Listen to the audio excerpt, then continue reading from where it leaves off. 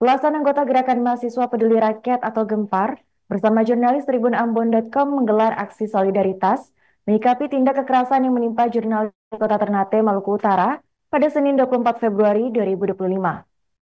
Ialah MJ Fikram Suhadi yang menjadi korban pemukulan oleh oknum petugas Satpol PP saat aksi Indonesia Gelap di depan kantor Wali Kota Ternate. Jurnalis tribunternate.com itu pun mengalami memar di wajah serta beberapa bagian tubuhnya. Informasi lengkapnya akan disampaikan oleh rekan kami wartawan Tribun Ambon yaitu Silmi Sirati Suwailo. Baik rekan Silmi, silakan untuk laporan selengkapnya. Terima kasih rekan Arin, saya jurnalis Tribun Ambon, Silmi Sirati Suwailo melaporkan langsung dari Ambon perihal aksi unjuk rasa dari kejadian insiden pemukulan salah seorang jurnalis Tribun Ternate yang terjadi pada 24 Februari lalu.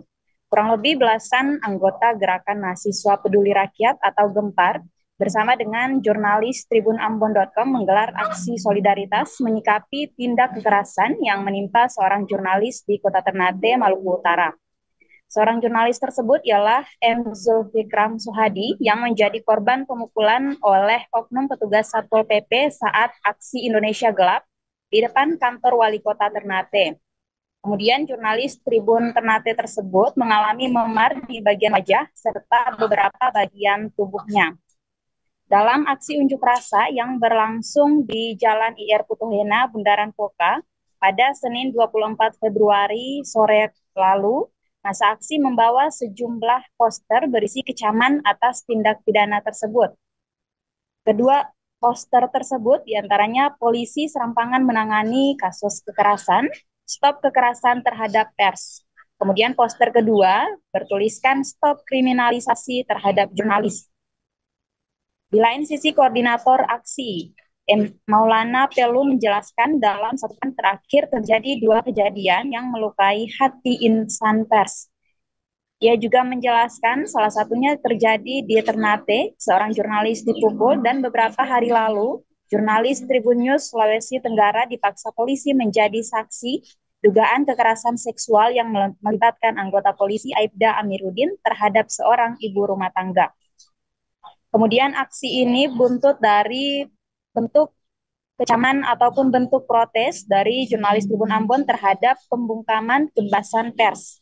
Ada pula beberapa tuntutan yang disampaikan oleh aksi massa, diantaranya mendesak Kapolda Maluku Utara dan Kapolres Ternate serta jajarannya mengusut kasus kekerasan terhadap dua jurnalis yang menghambat jurnalis dalam mencari informasi yang telah diatur pada Undang-Undang Pers Pasal Nomor 40 Tahun 1999 tentang pers.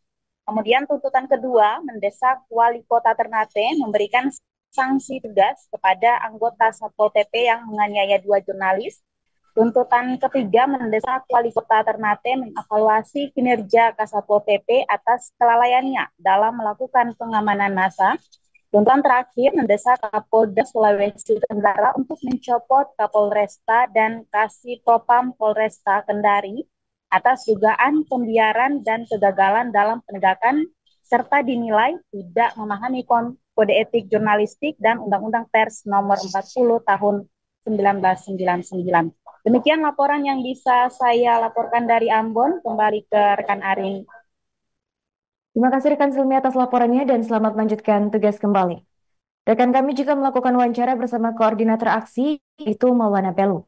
Ya, baik Tribuners, bahwa pada Senin 24 Februari 2024, kami dari tribunambon.com bersama dengan rekan-rekan mahasiswa dari Universitas Patimura Ambon dan pemuda di Kota Ambon menyelenggarakan aksi solidaritas, di mana pada 3 Februari Polresta Kendari memanggil dua jurnalis di Kendari, yakni Nur Samsiah dan Samsul. Mereka dipanggil dan diperiksa dan dipaksakan untuk memberikan keterangan dalam kasus dugaan kekerasan seksual yang dilakukan oleh oknum polisi yakni Aibda Amiruddin terhadap seorang ibu rumah tangga. Padahal tindakan ini bertentangan dengan hak jurnalis yang dilindungi oleh Undang-Undang Pers Nomor 40 Tahun 1999, khususnya terkait hak tolak yang dimiliki wartawan karena profesi yang tidak mengungkapkan keterangan atau identitas narasumber yang dirahasiakan.